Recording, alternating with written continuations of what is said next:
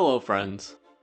You probably already have a dozen game ideas in your head that you really want to make, and they all seem like really good ideas too. One or two of these might be real winners, but the reality is that your first game probably won't be a success. So it's not advised that you try to make your dream game as your first game. You'll end up working on your game for far too long, finding out that the idea isn't very good far too late into development, or just never releasing it. Dead. Ideas are a dime a dozen, so keep an open mind about what you want to make, and let's draw a Venn diagram. In the entire world of possible games we could make, we need to consider some limitations, which we can represent as circles. What games will players buy?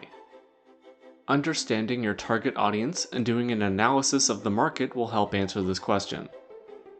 Depending on which platforms you plan to publish your game on, which kinds of games are trending on those platforms, and how saturated that market is, certain genres of games will be better or worse ideas for your first published game.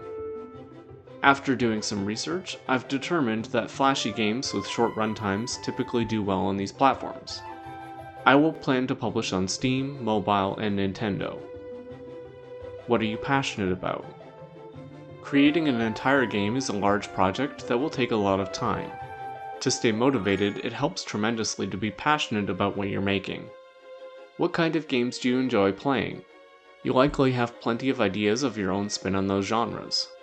Or is there a genre of game that you dislike a certain aspect of? Maybe you could change it and make it better. I really like playing action-adventure role-playing games. I've recently started to appreciate roguelites, but don't really like how the meta progression affects difficulty. What can you actually make? You're not a AAA studio, you're likely just one person, and making a game is a lot of work. You'll be constrained by how much time you have to work on the project, as well as the limits of your expertise. You might be able to contract out certain parts of the project or buy assets that lie beyond those limits, but that will also be limited by your budget or personal connections. I'm a really solid coder and can generally make any game mechanics I want, but I can't produce 3D assets very well.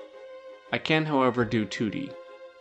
The best type of game for you to make is going to lie at the intersection of all three of these circles.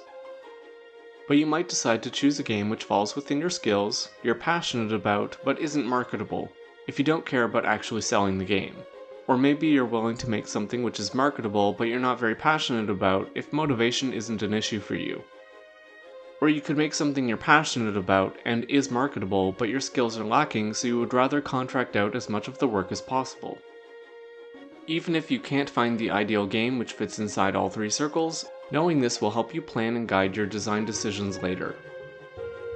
Considering my target market, I want to make something flashy and attention-grabbing that will keep the player engaged for about 15 minutes at a time, likely aimed at millennials like myself with not a lot of money or free time.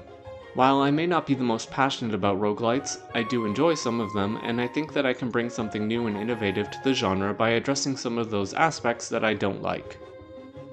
And since I can only really produce 2D art by myself, I'll likely stick to 2D as a whole for the entire project. So I'm starting to get an idea of what my game will be.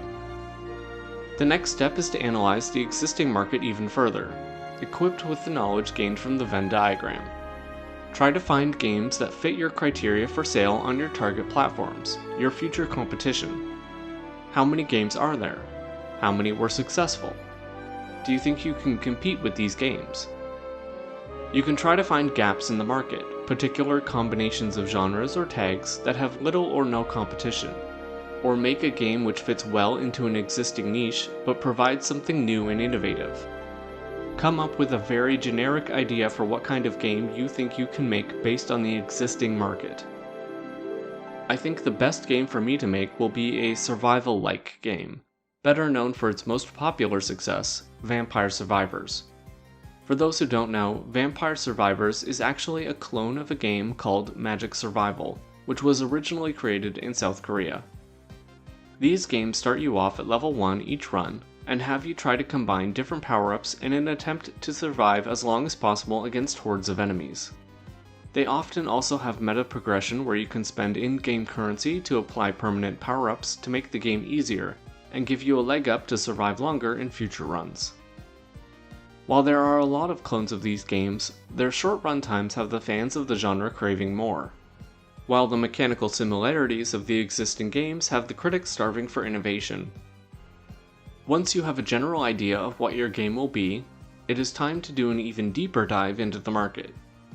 Search for similar games to your game idea. When your game is eventually ready to launch, where will it fit in amongst its competition? What will make your game stand out against the crowd? Why would any player purchase your game over any of these other games that already exist? Read the store pages of the more successful games in your genre.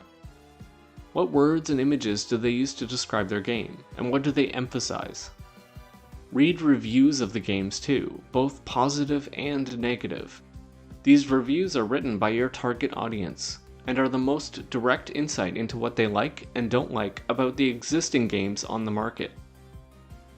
Take lots of notes and make sure you understand what players will be expecting of your game when it launches before you start designing it. When you're done, you should have a general idea of the kind of game you want to make. You may also want to repeat this process multiple times to come up with multiple game ideas, then decide which one you like best. In the next video, we'll conceptualize our game. I'll see you in the next video.